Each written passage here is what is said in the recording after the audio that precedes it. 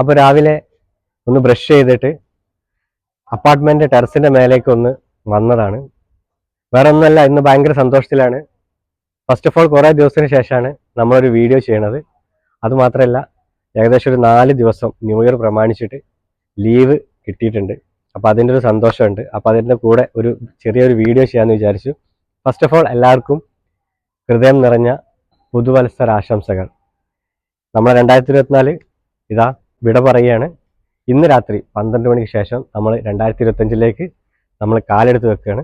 അപ്പോൾ എല്ലാവരും ജിമ്മിൽ പോകാനുള്ളവർ ജിമ്മിൽ പോകും. പിന്നെ ബാക്കിയുള്ള ദുശീലങ്ങൾ നിർത്താനുള്ളവർ അത് ചെയ്യും. എനിക്ക് ദുശീലങ്ങളൊന്നും ഇല്ലാത്തതുകൊണ്ട് പിന്നെ നിർത്തേണ്ട കാര്യമില്ല. സോ ഞാനിപ്പോൾ നിൽക്കുന്നത് നമ്മുടെ അപ്പാർട്ട്മെൻറ്റ് ടെറസിലാണ്. പുലുമാല എന്ന് പറയുന്ന ഒരു മാൻ മെയ്ഡ്, അതായത് മനുഷ്യന്മാർ ഉണ്ടാക്കിയ ഒരു കൃത്രിമമായ ഒരു ഐലൻഡിലാണ് ഞാനിപ്പോൾ നിൽക്കുന്നത്. അങ്ങനെ നമ്മളൊരു സുപ്രഭാതം പൊട്ടിവിടർന്ന് ഇതാണ്ടോ നല്ലൊരു അടിപൊളി വ്യൂ കാണാം. ഇത് അപ്പാർട്ട്മെന്റ് ഇടത് ഭാഗത്താണ് നമ്മുടെ സൂര്യൻ ഉദിക്കുന്നത്. ഈ സൂര്യൻ ഇങ്ങനെ ഉദിച്ചുദിച്ച് ഇതാ അപ്പാർട്ട്മെന്റ് വലത് ഭാഗത്ത് ഇത് അസ്തമിക്കും. എന്ന് വെച്ചാൽ നമുക്ക് ഇവിടെ സൂര്യനുദയവും സൂര്യാസ്തമയം കാണാൻ വേണ്ടിയിട്ട് കന്യാകുമാരി വരെ ഒന്നും പോകേണ്ട കാര്യമില്ല. നമ്മൾ ഫ്ലാറ്റിൽ നിന്നാൽ തന്നെ നമുക്ക് രണ്ടും നല്ല അടിപൊളിയായിട്ട് കാണാം. അതായത് വെറും ഒരു 50 മീറ്റർ ഉണ്ടാവില്ല ഈ സൈഡിലേക്ക്, കടലിലേക്ക്. അതുപോലെ തന്നെ ഇവിടുന്ന് അങ്ങോട്ടാണെന്നുണ്ടെങ്കിലും 200-250 മീറ്റർ കണ്ടോ കടലാണ്.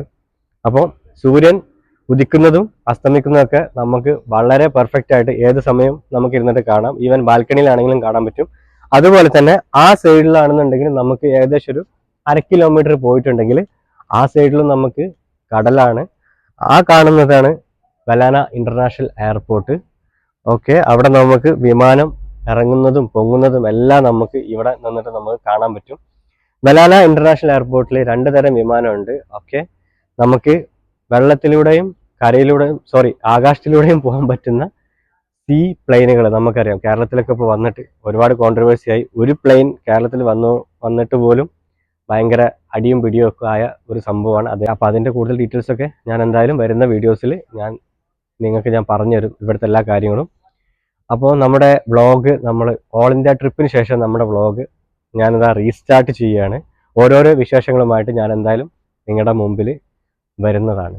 ഓക്കെ, അപ്പോൾ ഒരിക്കൽ കൂടി എല്ലാവർക്കും പുതുവത്സരാശംസകൾ നേർന്നിട്ട് ഞാൻ ഈ ഷോർട്ട് വീഡിയോ ഞാനിവിടെ വൈൻഡപ്പ് ചെയ്യാണ്.